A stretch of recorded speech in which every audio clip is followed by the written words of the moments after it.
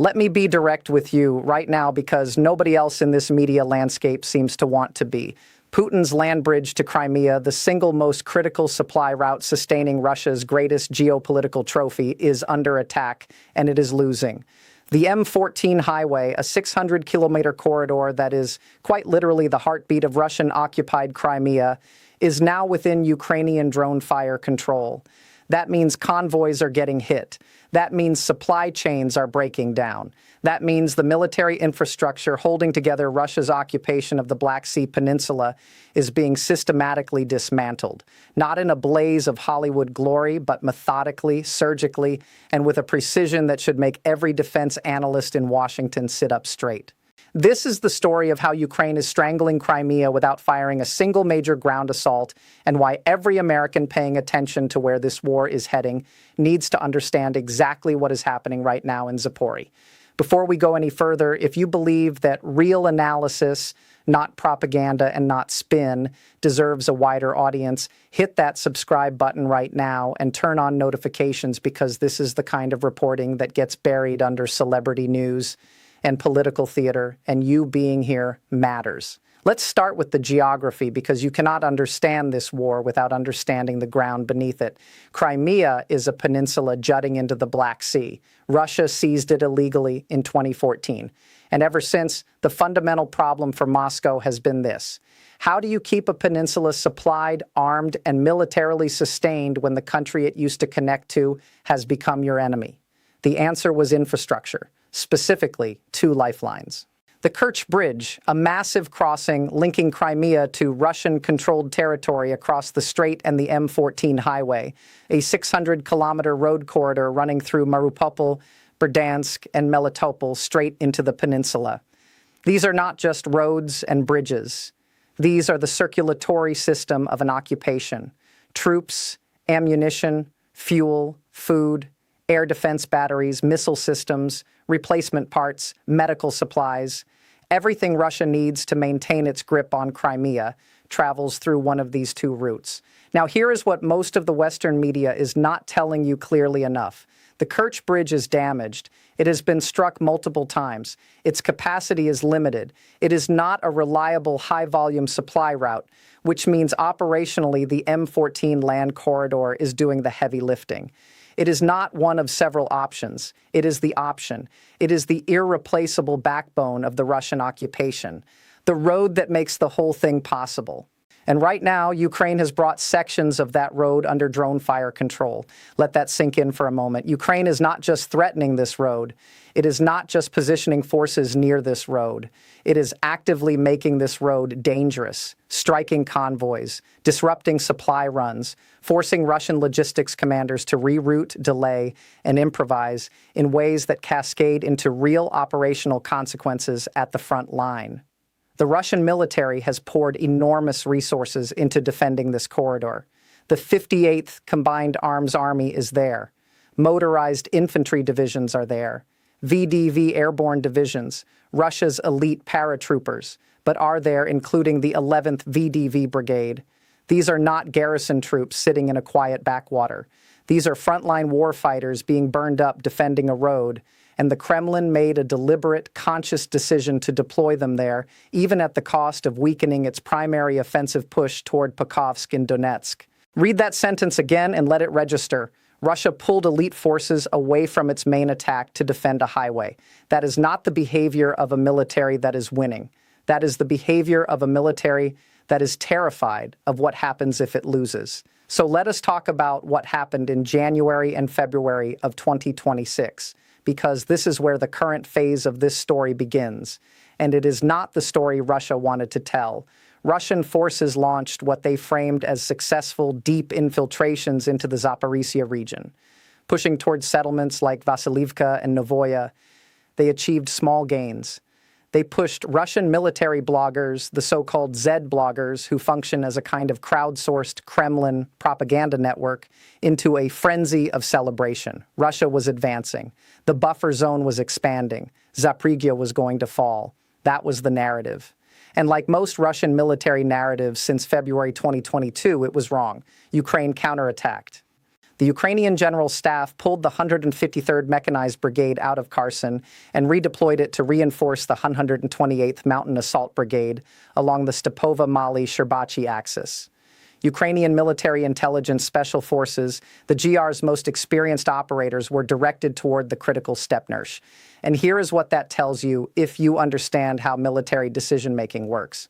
When a country sends its best special operations personnel to a particular axis, it is not doing so casually. It is signaling that this terrain matters, that this fight is worth their most capable people, and that the outcome here carries weight beyond the immediate tactical picture.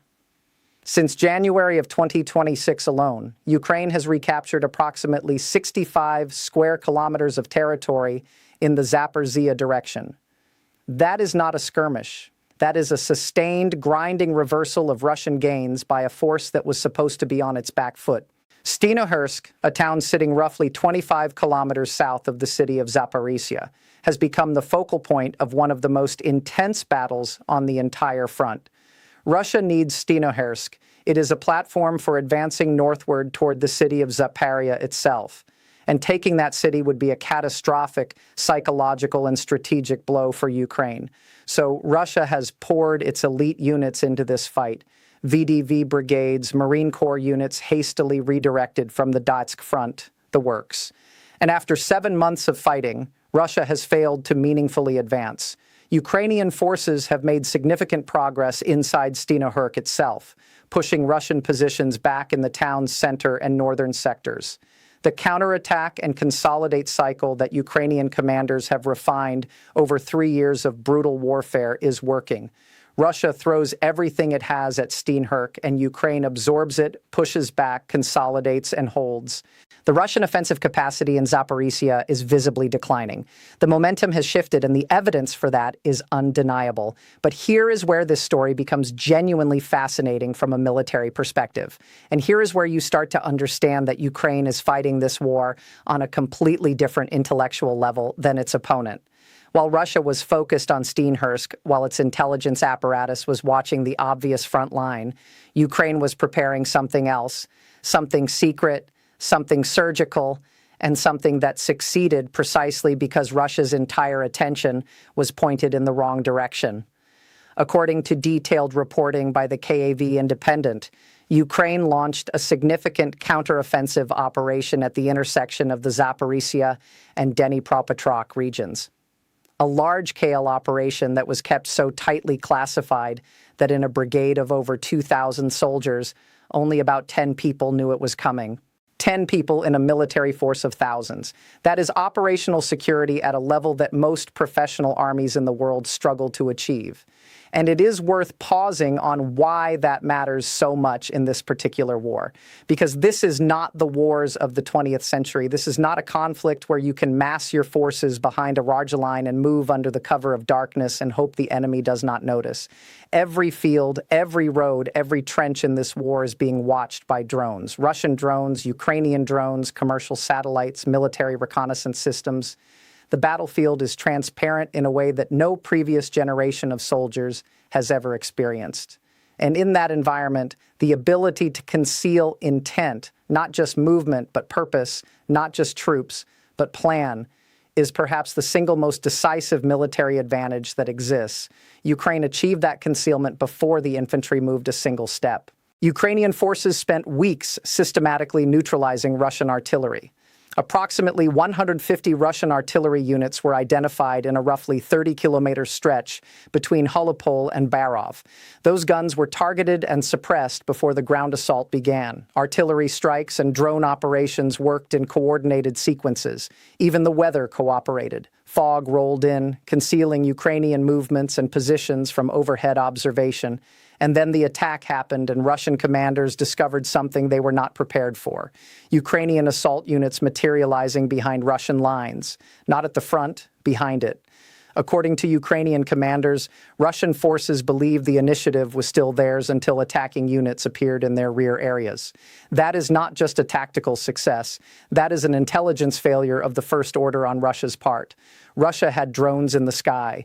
Russia had surveillance assets watching that front, And it still did not see what was coming because visibility is not understanding, and Ukraine has learned to exploit that gap with devastating effect. Now, the ground gains in Zaporizhzhia matter, but let me be absolutely clear about what the real strategic story here is, because this is the part that has Russian military bloggers openly panicking, and it is the part that deserves your full attention.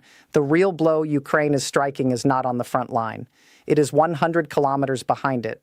Ukrainian defense forces have established fire control over sections of the Taganrog-Jankoi highway, the M14, the mainland corridor leading to occupied Crimea. And when military analysts use the phrase fire control, they mean something very specific. They do not mean Ukraine has physically occupied the road. They mean Ukraine has made the road dangerous. They mean convoys are being struck. They mean drivers know that traveling that route puts them in the crosshairs of a drone. They mean Russian logistics officers have to plan every convoy as if it is a combat mission rather than a routine supply run. And the operational effect of that, the compounding cascading effect across days and weeks and months, is absolutely devastating. Think about what it means when every truck driver knows his vehicle might be targeted.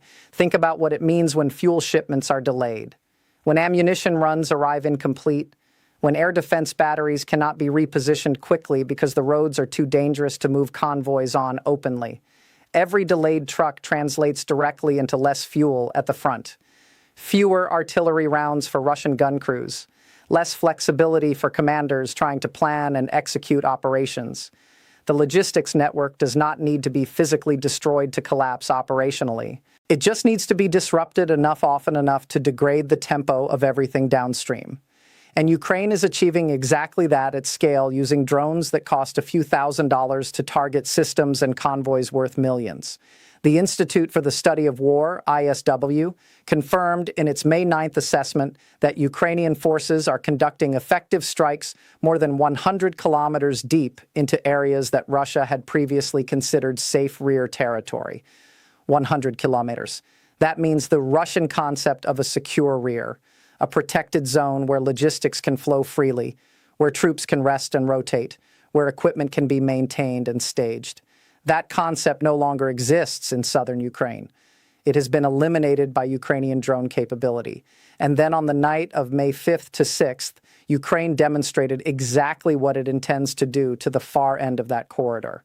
Ukrainian drone strikes hit targets near Jankoi in occupied Crimea. An S-400 launcher, a premier Russian air defense system worth hundreds of millions of dollars, was struck. 2 mobile fire group vehicles were destroyed, 1 Russian soldier was killed, and 10 were wounded at that location.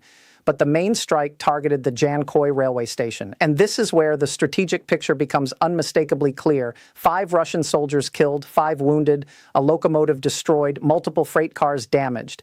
Jango is not just a train station. It is the central distribution hub of Crimea's entire railway network. The majority of rail traffic coming from the Russian mainland via the Kerch Bridge gets sorted and routed through Jankoi to Sevastopol to Simferopol to coastal military bases in the south. Destroy the junction and you paralyze the distribution. Even a single destroyed locomotive causes delays that cascade for days. Ukraine is not just hitting the road to Crimea, it is hitting the point where the road ends. If you are getting the picture of a methodical, patient, and strategically sophisticated campaign, you should be, because what Ukraine is executing right now in the Zaporizhzhia Crimea theater is a textbook blockade strategy, and it is being implemented with a precision and discipline that is genuinely remarkable for a country fighting a full-scale war of survival with limited resources. The model being applied here is one that retired U.S. General Ben Hodges, one of the most respected voices in Western strategic analysis, has been advocating for months. It operates in 3 phases. Phase 1, isolation, cut the supply lines, make the logistics untenable, degrade the enemy's ability to sustain its forces. Phase 2, make the situation militarily and economically unacceptable. Drive up costs, increase losses, multiply the burden on the Kremlin's already strained defense budget. Phase 3, liberation, which becomes increasingly inevitable once phases 1 and 2 have done their work. General Hodges stated in April 2026 that there is no need for a frontal assault on Crimea. Cut off the logistics and let time take care of the rest. Analysts at ISW and the Atlantic Council have endorsed this framework, and for good reason. A direct ground assault on Crimea risks enormous Ukrainian casualties, enormous geopolitical escalation, and the very real possibility that Putin, cornered and desperate, reaches for options no one wants to contemplate. But logistical isolation is slow, grinding, economically devastating for Russia and carries none of those escalatory risks. And Ukraine is executing it right now. This is the right moment to pause and remind you. If this analysis is valuable to you, share it right now. Send it to someone who needs to understand what is actually happening in this war beyond the headlines. Subscribe if you have not already, and leave a comment below telling me what you think the breaking point is for Russia and Crimea, because your engagement keeps this kind of analysis alive, and this conversation matters. Consider the economic dimension of what is happening. Russia's military presence in Crimea is extraordinarily expensive. Air defense systems require continuous maintenance, staffing, and resupply. The Black Sea Fleet based in Sevastopol requires fuel, munitions, and personnel rotations. Ground forces across the peninsula need to be sustained indefinitely. Infrastructure, military and civilian, requires constant upkeep. All of that costs money. And Russia is paying that bill while simultaneously funding a full-scale land war across a 1,000-kilometer front. Every Ukrainian drone strike adds to that bill. Damaged equipment must be repaired or replaced. Alternative supply routes must be established, and they are more expensive than the ones being disrupted. Additional electronic warfare assets must be deployed to protect every convoy, which means those assets cannot be used elsewhere. Resources consumed protecting supply lines cannot be directed toward offensive operations. Ukraine is imposing costs of millions of dollars on Russia using drones that cost a few $1,000s each. The asymmetry is staggering, and it favors Ukraine in every engagement. The Hornet drones used by Ukrainian forces are penetrating deep behind the front lines, targeting fuel tankers, supply convoys, strategic transportation routes. The T-0509 highway, once a fully secure Russian rear area route, is now another vulnerable artery. And former militant commander Igor Girkin, no friend of Ukraine, a man who helped launch this war in 2014, is among those noting publicly that Russia cannot keep pace with this new generation of drone warfare. When your own former warlords are saying you are losing the drone war, the situation is genuinely dire. Now let us talk about what all of this means in the broader context, because this is where it stops being a purely military story and starts being something that affects America's strategic interests directly. And yes, it affects yours, even if Zaporizhzhia feels like it is a world away from your life. Putin has recently shifted his public rhetoric. He has made statements suggesting the war is nearing its conclusion. Western media has covered these statements with a mixture of cautious optimism and credulity that makes any serious analyst want to throw something at the television. Because here is what Putin's peace rhetoric actually means when you strip away the diplomatic language and look at the battlefield facts. It means Russia's offensive momentum has stalled. It means casualties are at levels the Kremlin is struggling to absorb and conceal. It means Ukraine's deep strike capability is threatening infrastructure inside Russia itself. Oil refineries, military airfields, naval vessels that Moscow believed were safely beyond reach. And it means the pressure on the M14 land bridge, the pressure on Crimea's supply lines, is forcing Putin to calculate whether this war is still winnable at a price he can politically survive. But, and this is the critical point that should alarm every American policymaker, tone is not policy. Words are not action. Kremlin advisor Yuri Ushakov has stated explicitly that progress in the peace process will stall unless Ukraine withdraws from the Donbas. Read that clearly for what it is. Russia is demanding at the negotiating table territory it has not fully seized by force on the battlefield. It is demanding diplomatic legitimization of a military occupation that its military cannot fully consolidate. And that tells you everything you need to know about who actually holds the leverage in this war right now.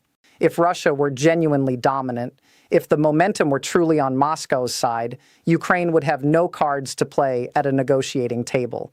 Russia would simply continue advancing until it achieved its objectives. The fact that Putin is talking about peace while his battlefield position is deteriorating tells you that the pressure Ukraine is applying is working. The strategic isolation of Crimea is working. The drone campaign against M14 is working, and the Kremlin knows it. What should concern every American paying attention is the gap between the narrative and the reality. The narrative are pushed by Russian state media, amplified by certain Western commentators who should know better, is that Russia is winning, that Ukraine is exhausted, that the West should pressure Kyiv to accept territorial concessions and end this thing. The reality visible on the ground in Zaporizhzhia, measurable in Russian military blogger panic posts, confirmed by ISW assessments, demonstrated by Ukrainian strikes 1,700 kilometers inside Russian territory at the Shagul airfield in Chelyabinsk, is that Russia is under pressure it did not anticipate and cannot fully counter. Ukrainian drones struck Su-57 and Su-34 aircraft at that airfield. A Karakurt-class missile ship was struck at Primorsko actors. Distance no longer protects Russian assets. Ukraine's reach has extended to depths that fundamentally alter the strategic calculus of this war. And the question every American leader and every American voter should be asking is this: at what cost are we going to demand Ukraine accept a settlement that locks in Russian gains made through illegal invasion? Because the answer to that question determines not just the future of Ukraine, but the future of the international rules-based order that American power and American security have depended on for 8 decades. Russia is also dealing with something that does not get enough attention in the Western press. The domestic political fallout of the Crimea logistics story among the Russian public, or at least the portions of it with access to anything beyond state television. The narrative that everything is under control is fracking under the pressure of reality. Z bloggers, the Kremlin's own informal propaganda infrastructure, are openly discussing logistical paralysis, security vulnerabilities in the rear, the inadequacy of Russian electronic warfare systems against Ukrainian drones. These are not Ukrainian sources making these claims. These are Russian sources speaking to Russian audiences, admitting that the rear is not secure, that convoys are being hit, that the land bridge to Crimea is no longer safe, combined with war fatigue that is now approaching 3 years, combined with economic pressure from sanctions and oil price volatility, combined with the pervasive fear of another wave of mobilization. This represents a genuinely dangerous cocktail for the Putin regime's domestic stability and Ukraine. To its immense credit, understands all of this. The 800,000 Russian citizens who have settled in Crimea since 2014 are living with a growing sense of insecurity that no amount of state media cheerleading can fully suppress. Water shortages on the peninsula have been an ongoing crisis. Air defense capabilities are being progressively eroded by Ukrainian strikes. The supply pipeline is being squeezed, and the knowledge spreading through social media, through Z-blogger panic posts, through conversations that the FSB cannot fully monitor or suppress, that the land bridge is under threat, is doing psychological work that no Ukrainian missile strike could accomplish alone. The question for Crimea is no longer whether it can be reclaimed. The question is how much longer Russia can hold it at a cost that the Russian state and the Russian public are willing to pay. Here's the bottom line, and I want you to hear this clearly, because this is the part that the mainstream narrative consistently fails to deliver. What Ukraine is doing right now in Zaporizhzhia and along the M14 corridor is not a desperate last stand. It is not the flailing of an exhausted military scraping the barrel. It is a sophisticated, coordinated, and strategically coherent campaign to strangle Crimea without firing a shot at its beaches. And it is working. The land bridge is bleeding. The Jankoi junction has been hit. The M14 is under fire control. The T-509 is under drone surveillance. The Kerch Bridge, already damaged multiple times, already at limited capacity, stands as the last remaining major supply route. And Ukraine has explicitly stated its intention to strike it when the operational moment arrives. Russia's elite VDV units in Zaporizhzhia are experiencing supply delays that degrade their combat effectiveness. The redeployment of those units from the Donetsk front has weakened Russia's main offensive push toward Pokers. The Kremlin is robbing Peter to pay Paul across a 1,000-kilometer front and running out of Peters. The three-phase blockade model, isolation, making the situation untenable, and final liberation is not theoretical anymore. It is active. It is measurable. And phase one is delivering results that should be reshaping the conversation in every Western capital about what the endgame of this war actually looks like. This is not a stalemate. This is not a frozen conflict inching toward an inevitable Russian triumph.